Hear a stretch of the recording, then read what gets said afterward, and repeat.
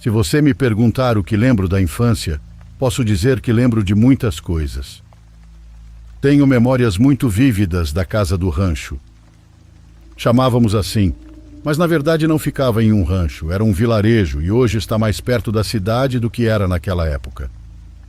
Meu pai era arquiteto e quando chegavam as férias minha mãe nos mandava passar um tempo com ele. Sempre íamos por 2 ou 3 semanas para a casa do rancho. Para mim, era uma verdadeira aventura. Aquela casa tinha um cheiro estranho de umidade e aguardente. Estava sempre cheia de insetos, mas também escondia cantos secretos e um pátio enorme. Na cidade nunca tínhamos conhecido nada parecido. Meu pai trabalhava no estúdio, um quarto com vista para o pátio, de onde podia nos observar. Uma tarde ele nos mandou entrar às pressas.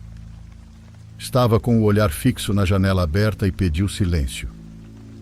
"Escutem", disse ele. No começo não ouvi nada. Depois um canto ecoou. Parecia o som de um pássaro, mas havia algo de estranho.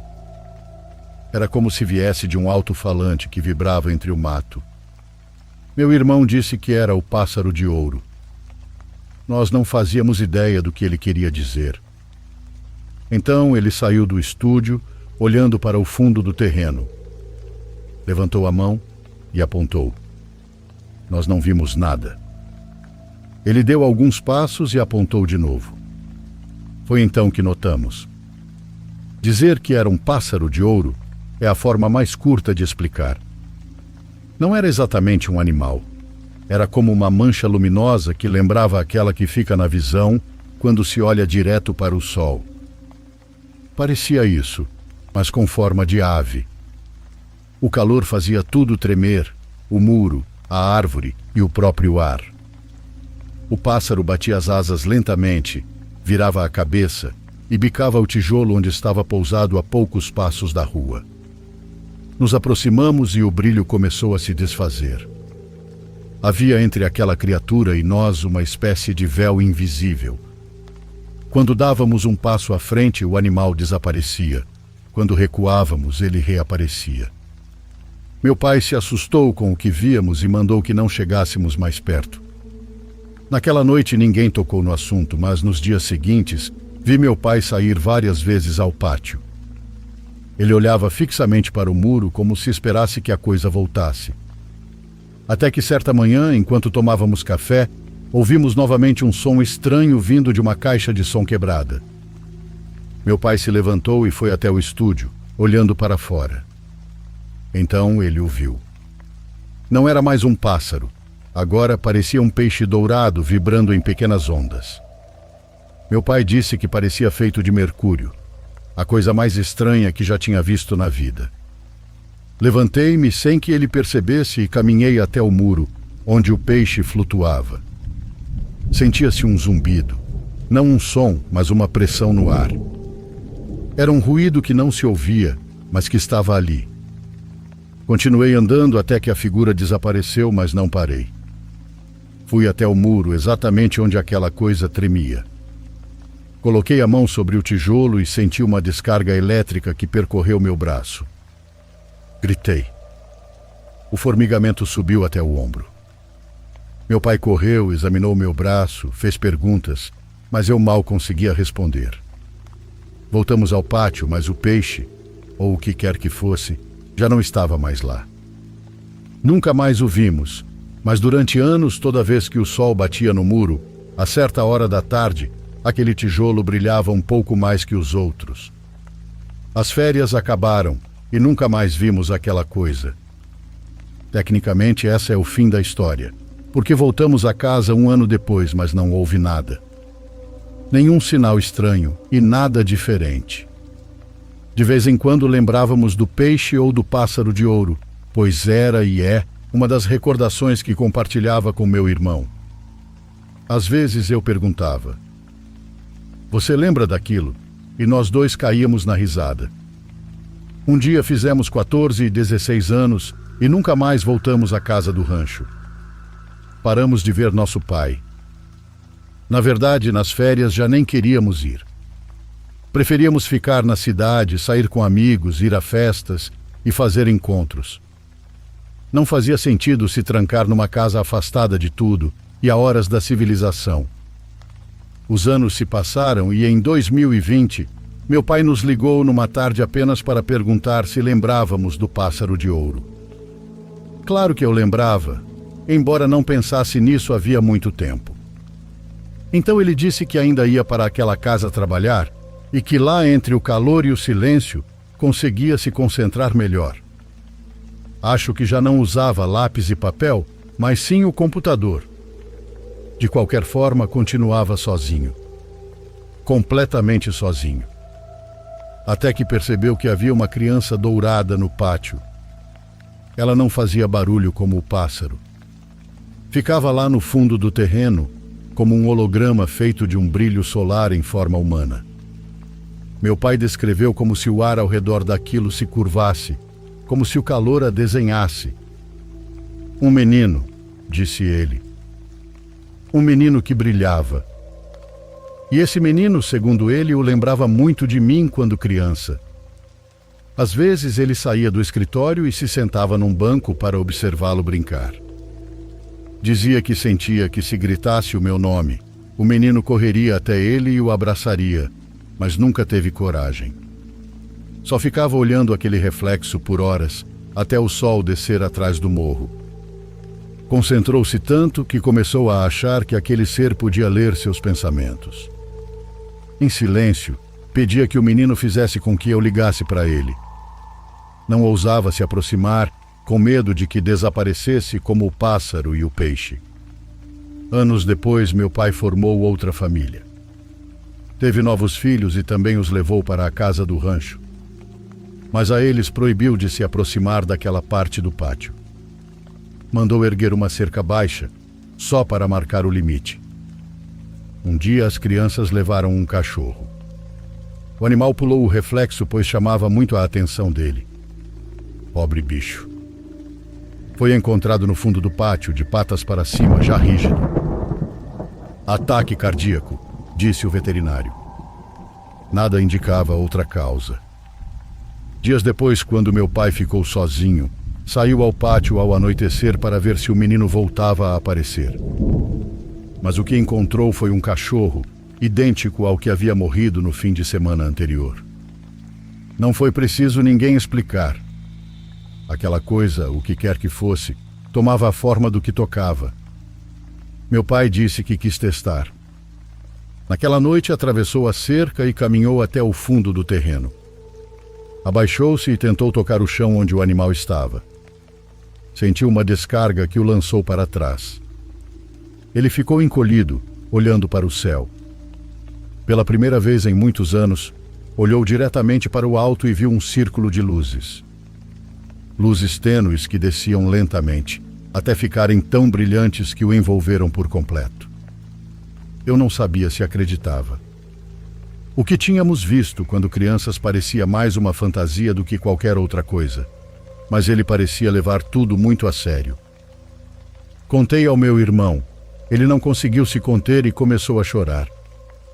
Disse que sentia que aquela criatura tinha enlouquecido nosso pai. Acontece que ele falava mais com papai por telefone e o assunto era sempre o mesmo, o menino e o pássaro. Uma obsessão que nunca conseguiu tirar da cabeça. No ano passado, meu pai faleceu. Meses depois tivemos que ir à casa, pois nos avisaram que havia coisas que ele nos deixou. Pouco antes de chegar, perguntei ao meu irmão: e se a gente ver mesmo? E se aquela criatura existir? Nunca tinha dito isso em voz alta, mas pensei nisso o caminho inteiro. Ficamos em silêncio. Entramos com cuidado, olhando para o fundo do pátio. Não havia nada. Tudo estava quase igual, exceto pela vegetação que agora era exageradamente crescida. Quando estávamos saindo, por uma fração de segundo, eu vi um homem adulto feito de estática. Não havia sol, mas ele refletia a pouca luz que tinha. Estava parado, apoiando o peso na perna esquerda, exatamente como meu pai costumava ficar. Meu irmão ficou com a casa do rancho. Hoje moro na Irlanda e às vezes pergunto a ele se algum dia vai vender aquela propriedade. Mas ele sempre responde a mesma coisa. Não, porque lá no pátio vive o nosso pai.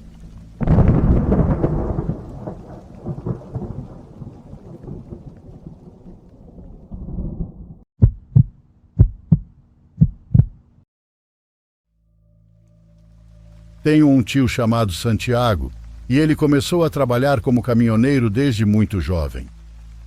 Era uma pessoa amável e todos nós acreditávamos que, por ser assim, a vida o recompensava fazendo com que tudo lhe saísse bem. Costumava dizer que em sua empresa recebia bônus especiais e que seus patrões o estimavam muito por sua enorme responsabilidade e dedicação. Em seus melhores anos conheceu minha tia Aurora, casou-se com ela e tiveram 2 filhos. Quando isso aconteceu, ele prometeu à esposa que se esforçaria ainda mais para que nunca lhes faltasse nada, e cumpriu essa promessa ao pé da letra. Às vezes chegava a dobrar turnos. A verdade é que muitos de nós, à sua volta, admirávamos o tio Santiago. Era uma daquelas pessoas que serviam de exemplo. Esforce-se para ir tão bem quanto o seu tio, minha mãe me dizia. E eu entendia, porque era verdade. Entre todos os nossos familiares, ele era quem tinha mais dinheiro. Foi o primeiro a construir uma casa de laje e depois erguer o 2º andar. Mais tarde conseguiu comprar uma caminhonete daquelas com pneus enormes. Apesar de sua prosperidade, nunca se tornou uma pessoa desagradável. Ao contrário, era generoso, embora prudente. No fim do ano costumava dar presentes aos sobrinhos, inclusive a mim. Uma vez me presenteou com um par de tênis da Nike, algo que meus pais não podiam pagar. Em outra ocasião me deu um patinete e eu andava com ele para cima e para baixo até que as rodinhas se desgastaram. Aos meus primos ele dava roupas, calçados, brinquedos e quando não tinha tempo de comprar, entregava um envelope com dinheiro dizendo: "Pede para seus pais te ajudarem a comprar algo que você queira muito, meu filho."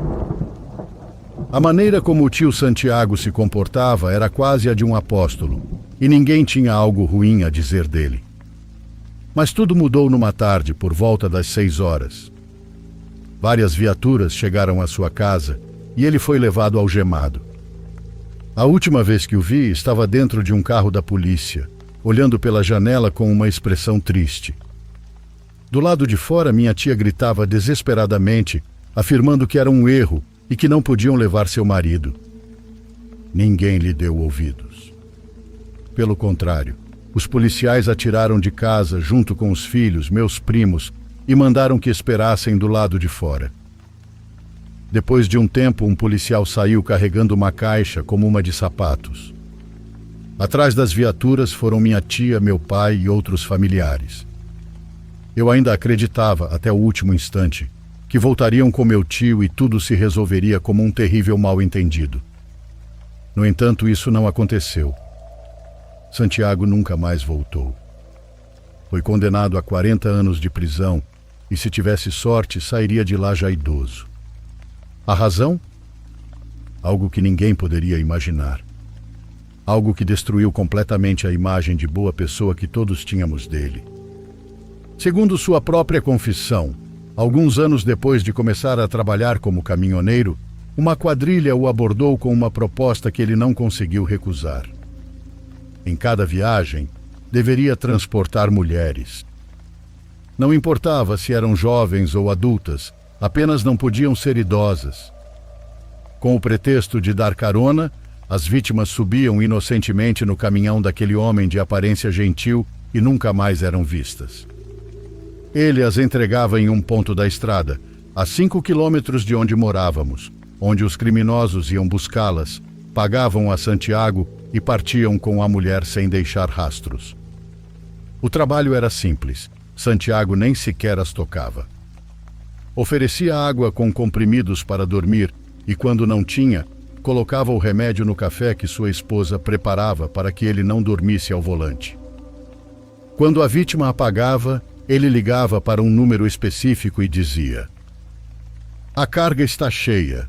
Passo por aí em tal hora. Ao chegar, os comparsas já o esperavam. Retiravam a mercadoria, entregavam um maço de dinheiro e ele seguia viagem. Esses eram os bônus que, segundo dizia, sua empresa lhe pagava. Durante seu depoimento, Santiago afirmou que não sabia o número exato de mulheres que havia entregue, mas que quando já somavam cerca de 20, começou a guardar lembranças das seguintes: um brinco, uma pulseira ou um anel. De algumas tirava uma luva, uma meia ou um fio de cabelo, caso não tivessem nada. Dizia que tomava cuidado para não tocá-las diretamente. Essas lembranças eram os objetos encontrados na caixa apreendida pela polícia, itens que ele não conseguiu justificar sem revelar seu crime. Minha tia Aurora, ao saber de tudo, sofreu uma dor inimaginável. Perguntava-se como pôde dormir ao lado de um monstro tão terrível. Sentia náuseas ao lembrar que o beijou, que cozinhou e lavou suas roupas sujas por anos. Sentia-se suja, pois foi com o dinheiro fruto do sofrimento de tantas mulheres que construiu sua casa e desfrutou de tantos luxos. Antes mesmo do julgamento terminar, ela pediu o divórcio. Durante as investigações, a polícia descobriu pelo menos 15 objetos dentro daquela caixa. E considerando as vítimas não documentadas, estimou-se que meu tio fosse responsável pelo desaparecimento de 40 mulheres. Mais tarde, algumas delas puderam ser identificadas porque suas famílias reconheceram as joias ou as roupas. Mas algo desconcertou tanto a família quanto os promotores. Em nenhum momento Santiago demonstrou o menor arrependimento ou compreensão da gravidade de seus crimes.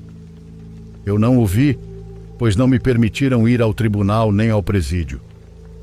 No entanto, dizem que ele se sentou diante da juíza com o mesmo semblante sereno de sempre, como se fosse um homem incapaz de fazer mal a uma mosca. Respondeu às perguntas com frieza, descrevendo calmamente como convidava as mulheres a subirem seu caminhão. Falou tudo sobre como lhes oferecia algo de beber e as observava dormindo antes de entregar aos criminosos, que faziam delas o que bem entendessem. Suas palavras eram desprovidas de emoção. Dizem que pareceu apenas um pouco surpreso ao ouvir sua sentença, mas logo sorriu e comentou que estava tudo bem. Hoje, depois de tantos anos, sabemos que seu rosto amável não passava da máscara. Aquela que o fazia agir como um santo quando, na verdade, era um demônio detestável.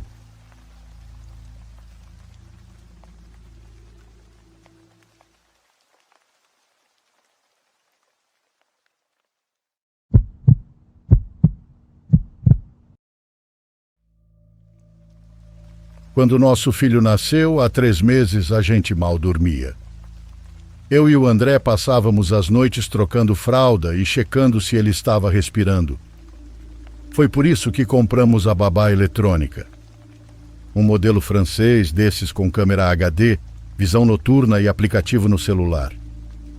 A gente podia ver o berço pelo app, ouvir o som do quarto e até falar pelo microfone. André, que trabalha com programação aqui na França, configurou tudo e deixou rodando liso. Na primeira noite parecia perfeito. O quarto do bebê fica no fim do corredor. À noite o prédio fica em silêncio total. Só se ouve o zumbido do aquecedor e, de vez em quando, passos distantes no apartamento de cima.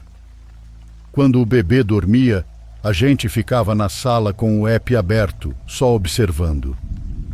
Às vezes havia um pequeno atraso entre o som e a imagem, mas André dizia que era normal. Eu acreditava. Na terceira noite percebi algo estranho. O sensor de movimento acendeu no aplicativo às 13h17, mas o bebê dormia. Achei que fosse interferência. Então, no dia seguinte, André verificou e não havia nada. Nem pico de sinal, nem reconexão.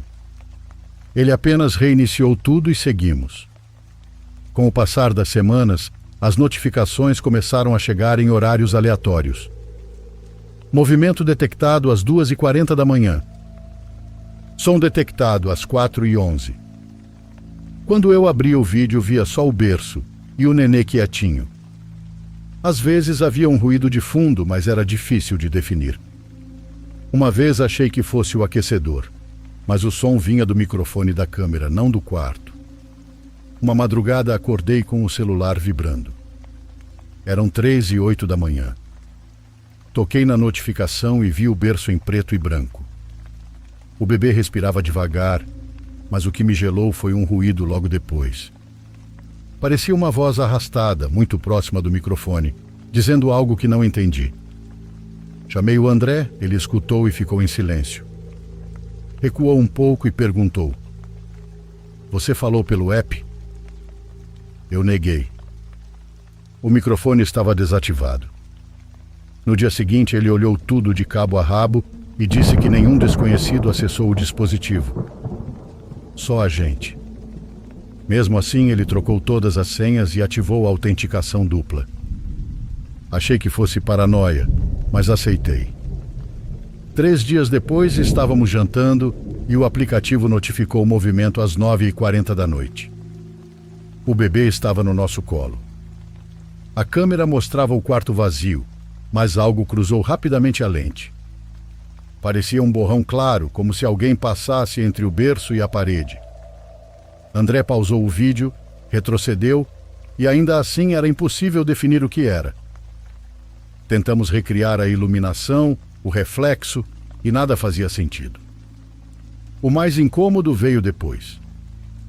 Toda vez que o sinal do Wi-Fi caía, a câmera deveria perder conexão, certo? Mas em uma dessas quedas, por volta das 2 da manhã, recebi no histórico uma captura automática de movimento exatamente durante o período offline. A imagem mostrava o berço, mas de um ângulo ligeiramente diferente, como se a câmera tivesse sido inclinada para cima. André jurou que não havia como, pois a base era fixa. O apartamento é pequeno e dá para ver o corredor da sala. Às vezes eu ouvia um estalo vindo de lá, como se o piso trabalhasse. O som ecoava pelo microfone da câmera, com um atraso estranho. A primeira vez que isso aconteceu, o André desligou o alto-falante, mas o som persistiu mesmo com o áudio cortado. Na última semana de outubro, comecei a sentir medo real. Eu passava o dia sozinha com o bebê enquanto ele trabalhava no escritório. Uma tarde, por volta das 16 horas, deixei o pequeno dormindo e fui dobrar roupas. A câmera estava ligada. Do nada ouvi pelo celular um barulho ritmado, como passos lentos sobre o piso. No vídeo nada se mexia. Corri até o quarto e tudo estava igual deveria estar. O som continuava, mesmo eu ali, ouvindo o silêncio real. Desliguei o Wi-Fi. O áudio no aplicativo persistiu por alguns segundos antes de cair. Mostrei isso ao André, e ele tentou explicar. "Atraso de áudio", disse ele. Na madrugada seguinte, por volta das 4 da manhã, o aplicativo alertou o movimento. André dormia pesado e eu estava acordada amamentando. Olhei o celular. O vídeo mostrava o berço vazio, pois o bebê estava comigo. No canto da tela, a luz piscava e um som baixo começou a surgir. Era uma respiração longa, lenta, que se misturava ao ruído do microfone. Então, muito claro, uma voz masculina disse: "Lucas." Meu corpo travou. O bebê parou de mamar e ficou quieto, como se tivesse escutado também. A imagem congelou. O aplicativo travou e fechou sozinho. Corri para o berço e chamei o André, que veio sonolento. Quando abrimos o aplicativo novamente, a câmera estava desconectada. No histórico, a última gravação datava das 2 da manhã, mas o arquivo estava corrompido. Ele passou o resto da noite checando e nada de conseguir descobrir como isso aconteceu. No dia seguinte, mandou e-mail para o suporte da marca, mas ninguém retornou. Desde então, deixamos a câmera desligada. O apartamento parece o mesmo. O bebê dorme bem, mas às vezes, entre 2 e 3 da manhã, esse negócio parece se mexer um pouco sozinho. André finge que não vê. Eu também.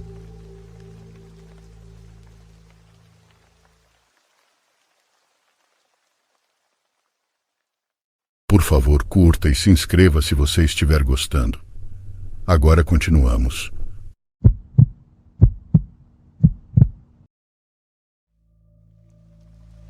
Essa é uma história que eu não penso há muito tempo, e por um bom motivo. Meus amigos e eu gostávamos de explorar lugares. Aqui em Nova Jersey existem lugares abandonados suficientes a uma distância de carro para nos manter entretidos por horas. Muita coisa que fazíamos não era tão legal assim, olhando hoje em dia. Só prédios decadentes, galpões vazios e coisas assim. Mas de vez em quando a gente esbarrava em algo mais interessante. Um lugar que estava no nosso radar há um tempo era uma escola de ensino fundamental abandonada, uns 30 minutos de carro. Eu não vou dizer o nome por questões de privacidade. A gente tinha visto fotos online e decidiu que finalmente era hora de ir lá. Era final de verão e já estávamos cansados da mesma rotina de sempre, que basicamente se resumia a jogar basquete no quintal e dirigir sem rumo. Eu não lembro quem teve a ideia primeiro, mas foi algo bem espontâneo. Éramos 4 naquela noite, eu, Yuri, Frank e Fred. Frank e eu éramos envolvidos com grafite, então levamos algumas latas de tinta spray preta e branca. Além disso, eu carregava alguns fogos de artifícios que tinham sobrado do meu aniversário. Nosso padrão nessas explorações era sempre o mesmo. A gente brincava dentro do local, tentava chegar no telhado, soltava alguns fogos e depois descia correndo antes que algum policial aparecesse. E aquela noite seria igual. Yuri estava dirigindo naquele dia. Ele parou numa rua lateral, a alguns quarteirões da escola, e descemos. Atravessamos até o local e ficamos felizes em perceber que parte da cerca já estava cortada. A gente estava preparado para pular, então foi um alívio não precisar. A escola era enorme, bem maior do que as fotos online mostravam. Levaria horas para explorar tudo, o que era até bom, considerando que nós 4 nos entediávamos rápido. Frank entrou primeiro pelo buraco da cerca, depois Yuri, depois eu e Fred por último. Fred era o mais sangue no olho, então se ofereceu para vir fechando a formação. Achamos uma porta que não estava barricada e entramos. Mesmo com nossas lanternas, o clima era perturbador. Imagine sua escola da infância, só que completamente silenciosa e morta. Corredores com fios expostos, piso quebrado, teto pendurado e móveis destruídos espalhados por todo lado. O acesso que encontramos levava direto a um corredor e começamos a caminhar por ele depois de ligar as lanternas.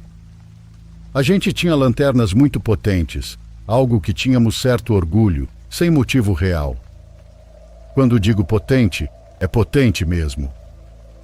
A minha custou os olhos da cara e iluminava um cômodo inteiro, com um feixe tão forte que poderia cegar por alguns segundos se você olhasse por engano. Foi caro para uma lanterna, mas eu achava que valia. As paredes estavam cheias de grafite. Alguns bons, outros horríveis. Frank e eu parávamos para olhar alguns, mas seguimos andando a maior parte do tempo. Vou poupar os detalhes arquitetônicos, mas o lugar era muito interessante. Ver assentos e palco apodrecendo era uma visão louca. Fizemos um loop rápido pelo porão e vimos que era a parte mais destruída de todo o prédio. Não ficamos muito tempo lá, em parte pelo estado, mas principalmente porque dava para sentir meus amigos ficando receosos. Uma das salas tinha um pentagrama enorme pintado no chão. Nada reconfortante. Assustador? Sim, mas não incomum.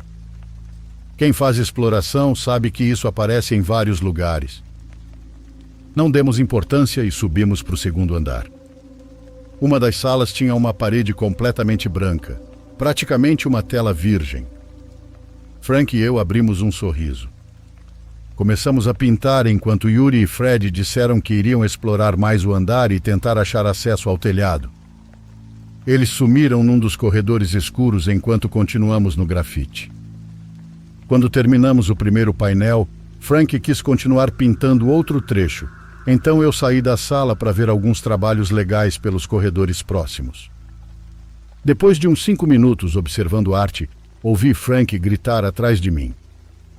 Ele parecia irritado, perguntando se eu estava de sacanagem com ele. Respondi que não fazia ideia do que ele estava falando. Ele insistiu, ainda irritado, mandando eu parar de fingir. Antes que eu pudesse entender, ele disse: "Eu sei que você pegou minha bolsa. Eu jurei que não toquei em nada e que fiquei no corredor o tempo inteiro." Ele acreditou e murmurou algo dizendo que só podia ter sido o Fred. E para falar a verdade, isso era exatamente o tipo de coisa que o Fred faria. Mesmo assim, procuramos pela bolsa com as lanternas ligadas, só para ter certeza.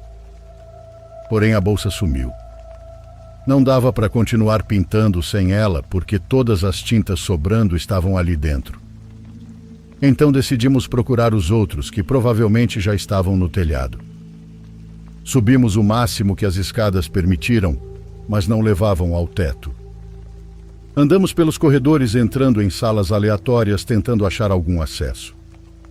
Até que entrei numa sala pequena e congelei. Na parede tinha outro pentagrama, igual ao do porão, só que esse era muito mais perturbador. Ele estava fresco. Eu percebi porque ainda escorria tinta, e no canto da sala estava a bolsa do Frank, simplesmente deixada ali. Frank entrou logo atrás de mim e viu o mesmo. Ele pegou a bolsa sem pensar 2 vezes e disse num tom alto: "Qual é o problema dele?" Eu não respondi. Mesmo como brincadeira, aquilo era pesado demais, até para o Fred. Saímos dali e seguimos em silêncio, só querendo achar os dois.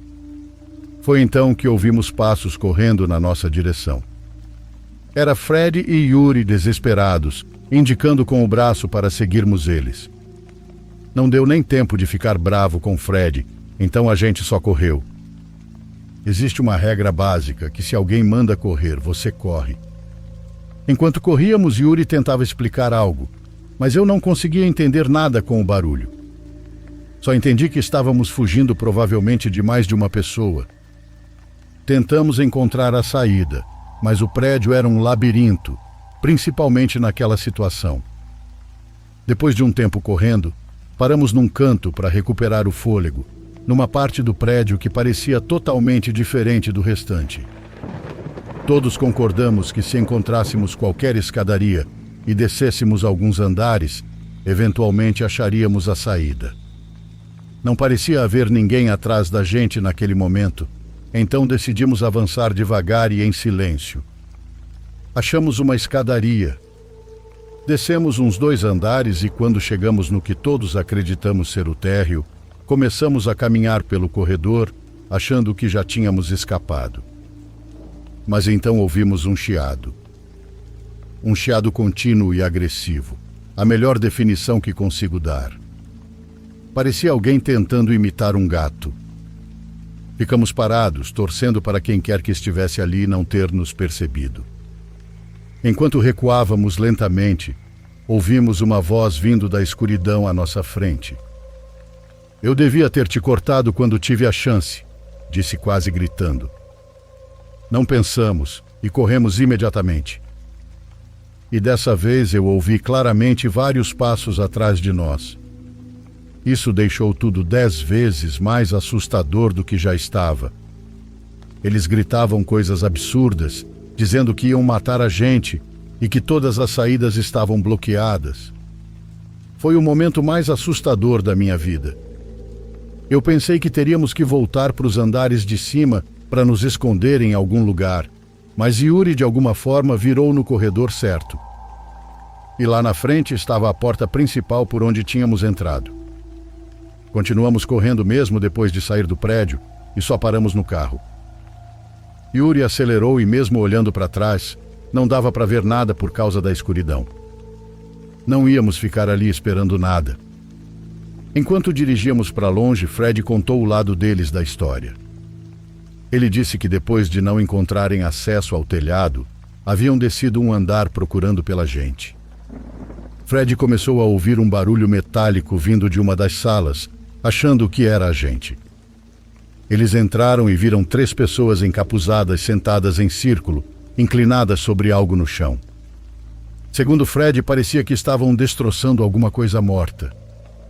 Quando essas pessoas perceberam Fred, levantaram rapidamente para persegui-los.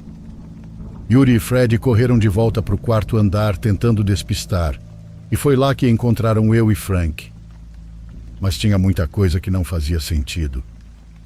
A pergunta mais óbvia é: se eles realmente tinham intenção hostil, por que eles iriam brincar primeiro roubando a mochila do Frank? Yuri acha que a sala com o pentagrama era onde eles iam matar a gente, sacrificar ou sei lá o quê. Outra coisa é que claramente eram pelo menos 4 pessoas, porque um estava brincando com a gente enquanto Fred e Yuri viram 3 outras. Nada batia. Eu sei que, explicando assim por texto, pode não parecer tão assustador, mas se você estivesse lá, você estaria apavorado. Nós nunca mais voltamos lá, e pelo que eu sei, aquele prédio ainda existe.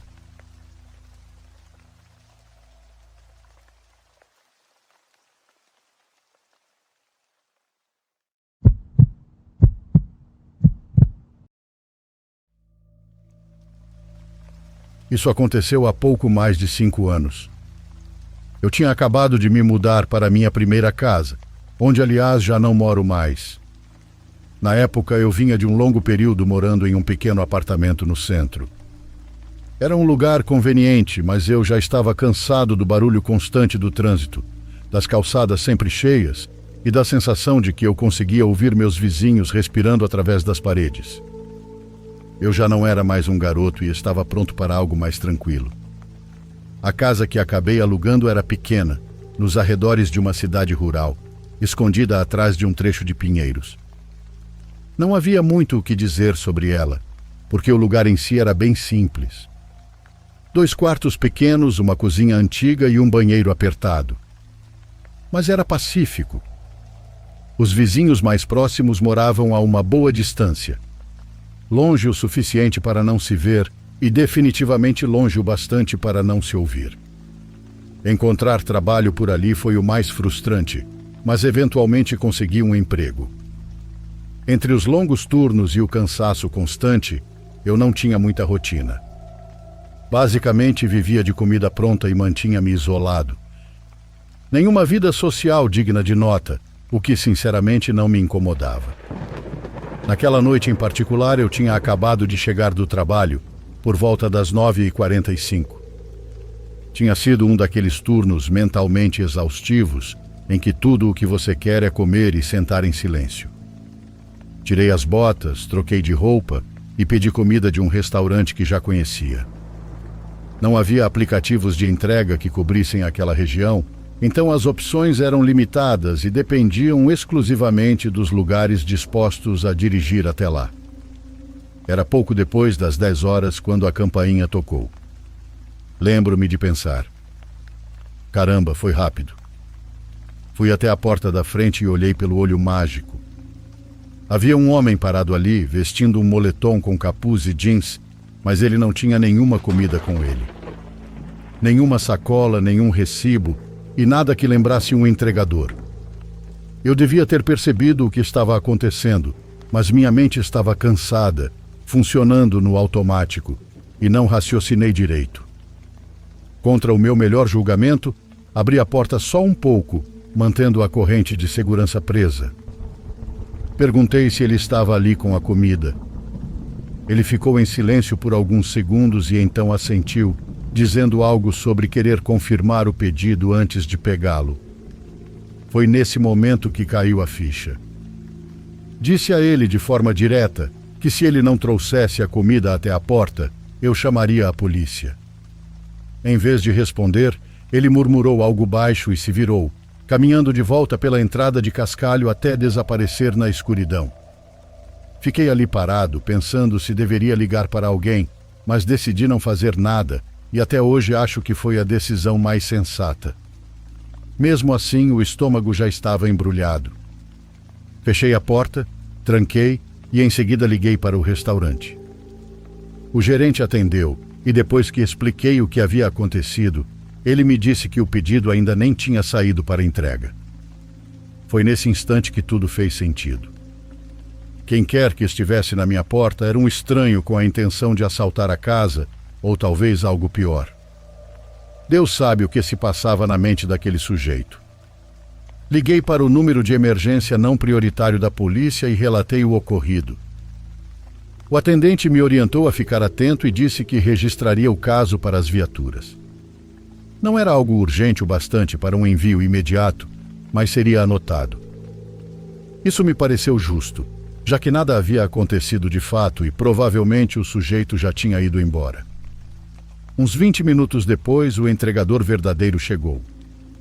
Peguei a comida, paguei e pronto. Por volta das 11h30, eu estava na sala assistindo TV com as luzes apagadas quando ouvi um som estranho. Foi um leve arranhar vindo da parte de trás da casa. Coloquei a TV no mudo e congelei, tentando fazer o mínimo de barulho possível.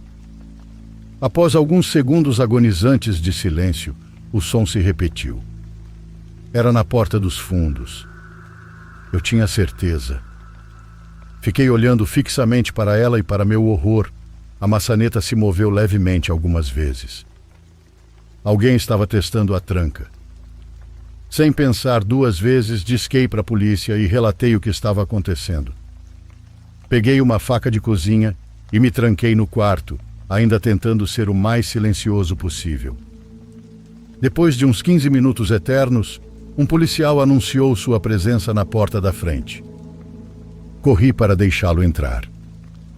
Eles revistaram o terreno e os arredores, mas não encontraram ninguém. Ainda assim, um dos oficiais notou algo perto da porta dos fundos. Tinha marcas de arrombamento recentes lá. Parecia que alguém tinha tentado forçar a fechadura com alguma ferramenta, talvez uma chave de fenda ou um canivete. Dei meu depoimento e expliquei o que tinha acontecido mais cedo.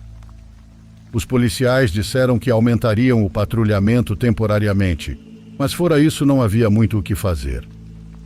Por mais insatisfatória que fosse a resposta, não me restava escolha a não ser aceitar e seguir em frente.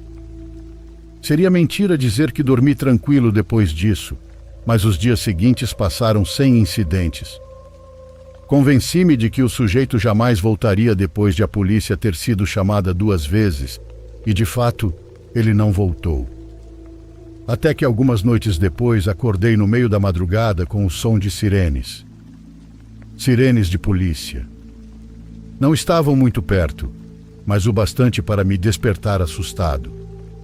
Levantei e fui até a janela a tempo de ver 3 viaturas passando em alta velocidade em frente à minha casa, com as luzes piscando e as sirenes ligadas. Fiquei aliviado por não ter nada a ver comigo, mas ainda assim curioso. Imaginei que fosse algum caso doméstico sem relação e voltei a dormir. Não se passaram nem 20 minutos e fui acordado de novo, desta vez com batidas na porta. Meio sonolento, levantei, fui até lá e olhei pela janela. 2 policiais uniformizados estavam na entrada. Quando abri a porta, um deles perguntou se eu reconhecia um homem que haviam detido algumas ruas adiante. Ele me mostrou uma foto no celular. Era ele, o mesmo sujeito de alguns dias atrás. Confirmei imediatamente. Os policiais explicaram que ele havia sido pego tentando matar as pessoas de outra casa nas redondezas. Como o caso parecia relacionado ao meu chamado anterior, decidiram passar lá para confirmar. Eles me garantiram que eu não precisava mais me preocupar com ele, e eu agradeci. Foi a última vez que ouvi falar do assunto. A polícia nunca mais entrou em contato, e eu tampouco procurei saber. Pouco tempo depois, acabei me mudando daquela casa, principalmente porque o isolamento já estava me deixando louco.